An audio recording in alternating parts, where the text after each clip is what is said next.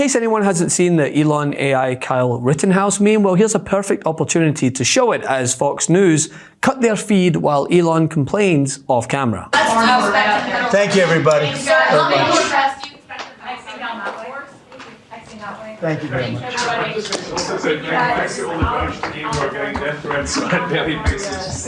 Just trying to do the right thing for the American taxpayer and for the American people. All right, Elon Musk is standing on stage at CPAC with a chainsaw making fun of firing federal workers who make $50,000 a year. People who cannot now afford health care. They cannot afford to pay their mortgage. Elon has made the personal political.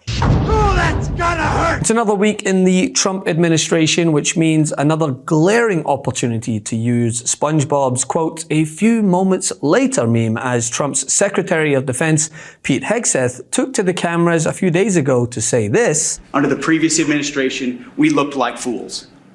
Not anymore. President Trump has reestablished American leadership. The F-47 is part of it. And Mr. President, thank you for having the courage to do it and leading the way for all our warfighters. A few moments later. Mr. President, your reaction to the story in The Atlantic that said that some of your top cabinet officials and aides have been discussing very sensitive material through Signal and included an Atlantic reporter for that. What is your response to that? I don't know anything about it. I'm not a big fan of The Atlantic. To me, it's a magazine that's going out of business. I think it's not much of a magazine, but I know nothing about it. You're saying that they had what? They were using Signal to coordinate on sensitive materials and having to do with what? Having to do with what? What were they talking about? With the Houthis. The Houthis? You mean the attack on the Houthis? Right. Well, it couldn't have been very effective because the attack was very effective. I can tell you that. I don't know anything about it. You're telling me about it for the first time. But good to know the president is, as always, on top of it. And from bad to batshit, it continued as Trump held a cabinet meeting featuring, again, the world's richest man who, again, showed up without a suit. Of course, there was no question from this ghoul on his attire. And in this meeting, they discussed pertinent details the American public are so keen to know about, such as all the fraud they're paying homage to, in words alone, because there hasn't been a single arrest made as of yet. It's a pure fraud. Yeah. It's a fraud. But we've had many fraudulent contracts that were caught by the work that Elon and his people are doing, and working with our people. It's been brought to light. The fraud, not just waste and abuse, the fraud has been incredible. You mentioned one, Madam Secretary. Well, yes, sir. The case of fraud was with the Small Business Administration, where they were handing out loans, $330 million worth of loans to people under the age of 11. I think the youngest, Kelly, was a 9-month-old who got a $100,000 loan. It's a very precocious baby we're talking about here. Well, we're tackling the fraud, waste, and abuse in the agency. We've seen... And what's a Trump meeting in which the American people eagerly await news on whether or not there's a plan to lower prices or help their 401ks or combat the tanking market as a result of his tariffs without news on Greenland? One for you, Mr. President. Greenland is confused about the Second Lady and the National Security Advisor visiting this week. They're concerned that this is further provocation, whatever it is you ultimately want for Greenland. Could you further explain why they're going? What is the ultimate end goal when it comes to... Yeah, well, not provocation. This is friendliness, not provocation. We're dealing with a lot of people from Greenland that would like to see something happen with respect to their being properly protected and properly taken care of. They're calling us, we're not calling them. And we were invited over there, and I thought it would be I have great respect for the wife of our great vice president. I think she's a brilliant woman. She's a very nice woman, and she loves the concept of Greenland. And so she's going there, and I think Marco's going there, and some others are going there.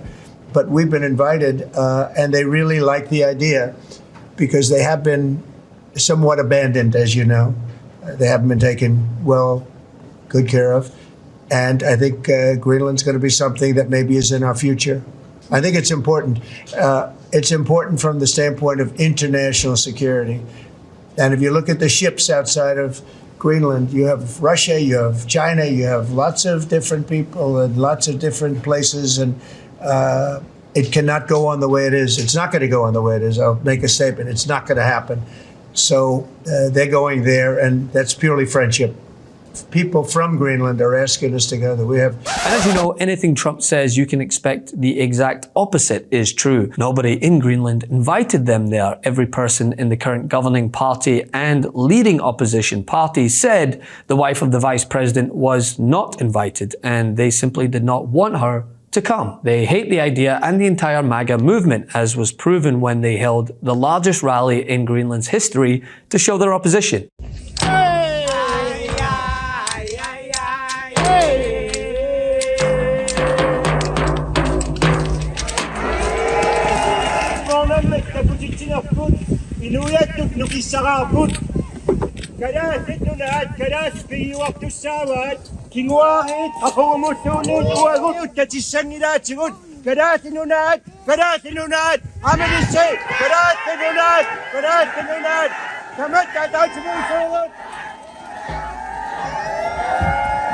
But at the end of the televised meeting came this move from Rupert Murdoch's Fox News, who felt the nonsense had overstayed its welcome. Well, not before airing segments on how Trump was right to complain about an unflattering portrait of himself. Let's put up that mugshot again. The mugshot is real life. This is a painting, and I'm sorry, those look nothing alike. That looks nothing like Trump, and we'll put up the mugshot. But anyway, they cut their feed as an off-camera Elon Musk yelled into the abyss about death threats. Thank you, everybody. Thank you very much.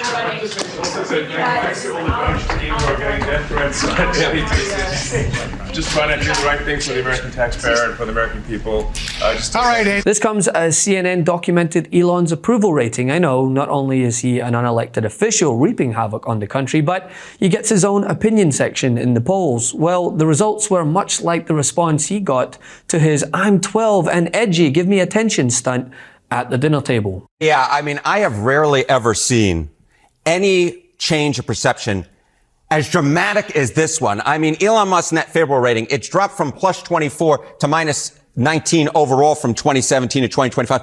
And look at among Democrats. He used to be beloved by Democrats at plus 35. Look where it is now, minus 91 points on the net favorable rating. That is a movement of over 120 points in the negative direction, falling through the floor. Now, among Republicans, he has gone up from plus 18 to plus 51, but that doesn't at all make up for the gap that the Democrats have completely fallen off the rails for Elon Musk. And among independents, the drop has been from plus 17 to minus 17. Look, Donald Trump isn't the most popular president in the world, but he is far more popular than Elon Musk is. So we've been focusing a lot on what this all means for the country as Elon Musk exercises a certain amount of power. But another question is, what does it mean for Elon Musk and his companies? Now, we can't be sure there's a one-for-one parallel here, but we are seeing activity. We're absolutely seeing activity. I mean, you can see this in terms of new registrations for Teslas in the United States, car registrations. In 2024 versus 2023, look at that. Down 5%. I was interested. Did that movement continue into the new year? Absolutely. If anything, it accelerated. Look at this. New car registrations down 11%. And this has occurred as other EV car makers have seen their registrations go up. And it has also occurred as Tesla's registrations and the people buying Teslas worldwide has also dropped. It's not just a U.S. phenomenon. And in 10 seconds or less, part of the reason is who buys EVs. Yeah, that's exactly right. Who buys EVs? Look at this. The share of EV owners who are Republicans, just 20%. When you're falling with Democrats, falling with independents, you're giving up a large share of the market. And that is a big reason why Tesla is struggling. And Elon Musk is certainly at least driving a little bit of that. Harriet, and thank you very much. Thank you. So it's no surprise Fox cut away before they offered more airtime to a man who more and more Americans can't stand the sight of. A man who on a regular basis takes to the megaphone he owns and rage tweets unsubstantiated claims demonizing the most marginalized groups before walking it back with things like this. Mr. Musk, you said on X that an example of the fraud that you have cited was $50 million of condoms was sent to Gaza. But after fact-check this, apparently Gaza in Mozambique, and the program was to protect them against HIV. So can you correct the statements? It wasn't sent to Hamas, actually. It was sent to Mozambique, which makes sense why condoms was sent there. Yeah. And how can we make sure that all the statements that you said were correct, so we can trust what you say? Well, first of all, some of the things that I say will be incorrect and should be corrected. So nobody's going to bat 1,000. I mean, we will make mistakes, but we'll act quickly to correct any mistakes. So, I'm not sure we should be sending $50 million worth of condoms to anywhere, frankly. I'm not sure that's something Americans would be really excited about. But Elon Musk, he's not a forensic accountant. He's a scientist and one of the most brilliant people to have ever lived, for sure. But he has a number of minions who have not passed the same level of security checks that they should have in order to have access to that information. And I don't know what they're going to do with your social security number or what they're going to do with Head Start or Medicaid or Medicare or anything else that they have access to. But the point is that they shouldn't. And you see that. Like the big one from over the weekend was the freeze on the NIH spending. So I understand that there might be some overhead costs, the quote unquote indirect costs that you think are too high. But going to them and saying that indirect costs have to come down to 15% would completely hobble American innovation. But without Elon NIH, Musk, we wouldn't know of any of this stuff. Money going for transgenders. But I'm not talking about, I just said the NIH. I said the future of cancer research. For every dollar that the NIH grants out, you get $2.46 back in. They generate $93 billion a year. Trump and then just you have brought in $500 million. No, well, first of all, Elon Musk even said that isn't real money. Oh, it isn't? Well, Elon Musk said it himself. He replied to the tweet. But Katie Britt, the senator from Alabama, had to go out there and say, no, don't take our NIH dollars. Okay. Can't understand why so many people dislike him. Can't get enough Midas? Check out the Midas Plus Substack for ad-free articles, reports, podcasts, daily recaps from Ron Filipkowski, and more. Sign up for free now at MeidasPlus.com.